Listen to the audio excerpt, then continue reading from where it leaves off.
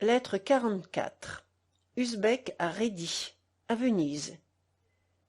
Il y a en France 3 sortes d'États: l'Église, l'épée et la robe. Chacun a un mépris souverain pour les 2 autres, tel par exemple que l'on devrait mépriser parce qu'il est un sot, ne l'est souvent que parce qu'il est homme de robe. Il n'y a pas jusqu'aux plus vils artisans qui ne disputent sur l'excellence de l'art qu'ils ont choisi.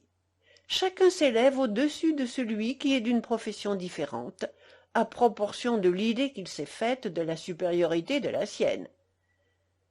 Les hommes ressemblent tous, plus ou moins, à cette femme de la province d'Érivan, qui, ayant reçu quelque grâce d'un de nos monarques, lui souhaita 1000 fois, dans les bénédictions qu'elle lui donna, que le ciel le fît gouverneur d'Érivan.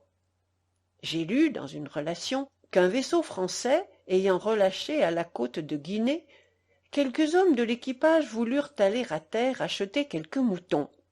On les mena au roi, qui rendait la justice à ses sujets sous un arbre.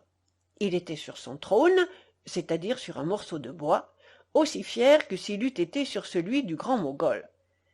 Il avait 3 ou 4 gardes avec des pics de bois. Un parasol en forme de dais le couvrait de l'ardeur du soleil. Tous ses ornements et ceux de la reine, sa femme, consistaient en leur peau noire et quelques bagues.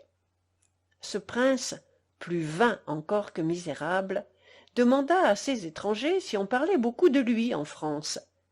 Il croyait que son nom devait être porté d'un pôle à l'autre, et à la différence de ce conquérant de qui on a dit qu'il avait fait taire toute la terre, il croyait, lui, qu'il devait faire parler tout l'univers.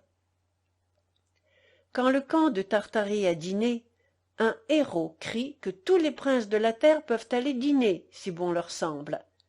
Et ce barbare, qui ne mange que du lait, qui n'a pas de maison, qui ne vit que de brigandage, regarde tous les rois du monde comme ses esclaves, et les insulte régulièrement 2 fois par jour. De Paris, le 28 de la lune de Régeb, 1713.